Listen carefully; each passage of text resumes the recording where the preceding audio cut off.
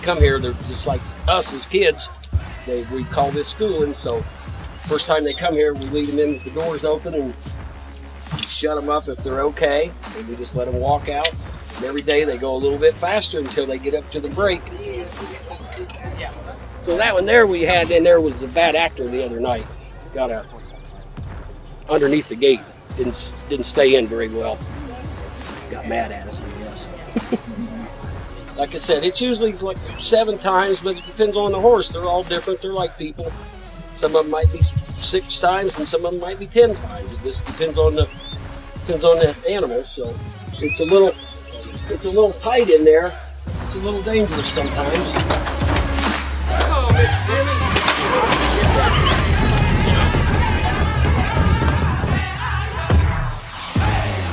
Here at Lone Star Park, we strongly believe in giving back to the community. One way of doing so is by working together, side by side, with local schools, teachers, and students.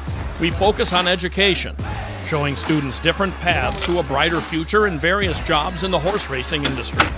From agriculture, horse handling and training, to the extensive technical knowledge and skills needed to become a veterinarian. We at Lone Star Park believe in creating winning experiences by investing in the future of America.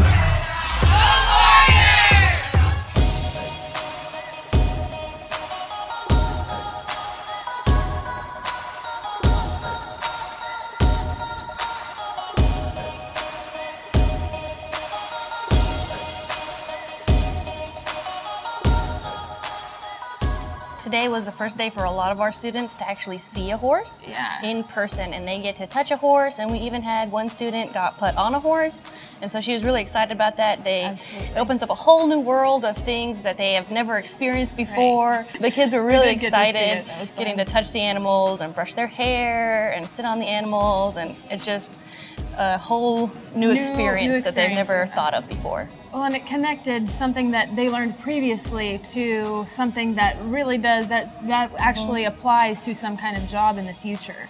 Remember those labs we did? Yeah, Here it is in real life. Right. So that's really great for them. And we got to see the vet. Yes. That was really cool. That was my favorite part. I really enjoyed. We got to see a vet wrap a horse's leg with a bandage, and he cut off the bandage before, and we got to see the wound, and it happened yesterday, and he had a bad cut on his lip, and so we got to talk about how he sutured it, and there was a horse with a really terrible ulcer on his cornea that we got to see. And we got to see basically the recovery of that and how much better it looked. Yeah, he showed us some before and after photos on his phone. Yeah, on his phone. It was just really cool to see. I know I teach a lot of the abnormalities and how they get better, but you don't get to see it very often in horses or large animal. I can't bring those into my classroom. Right. I'm like, look at this horse eye in real life was really exciting. Putting together a difference between what a horse trainer and a racehorse trainer actually does.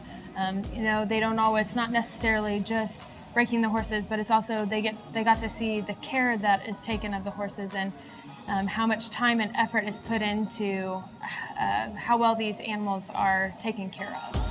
And I think it was really cool to find out the ratios that they're only 8 horses per groomer, and the kids I think really, oh my gosh, there's only 48 horses in each of these barns, and then only 1 person per 8 horses. That's a really big ratio. I teach more students than they can take care of horses, so they get really individualized care. I think they like learning about how well cared for the horses are. Right. You don't know. You get the bad videos and this and that, but it was really good for them to see that that's not all true, that there's always another side to that story, and that these horses are cared for, and well, they call them the kings and queens. Yes, the kings and queens of the racing industry.